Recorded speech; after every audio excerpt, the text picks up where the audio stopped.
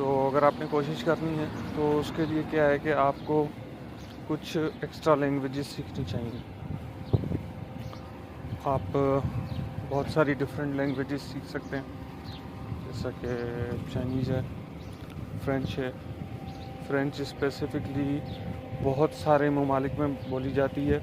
हमारे पास misconception mostly ये है कि फ्रेंच जो है वो शायद सिर्फ फ्रांस में बोली जाती है, लेकिन ऐसा नहीं है। फ्रेंच जो है आपकी कनाडा में भी बोली जाती है। उसके अलावा यूरोप की बहुत सारी ईस्टर्न कंट्रीज़ हैं, सेंट्रल यूरोप की बहुत सारी कंट्रीज़ हैं जहाँ पे फ्रेंच बोली जाती है। तो फ्रेंच का बहुत ज़्यादा स्कोप है। अगर आपको फ्रेंच आती है तो आपको ऑनलाइन चैट सपोर्ट की जॉब्स मिल सकती हैं, रिमोट जॉब्स होती हैं, ऑनलाइन जॉब्स होती हैं।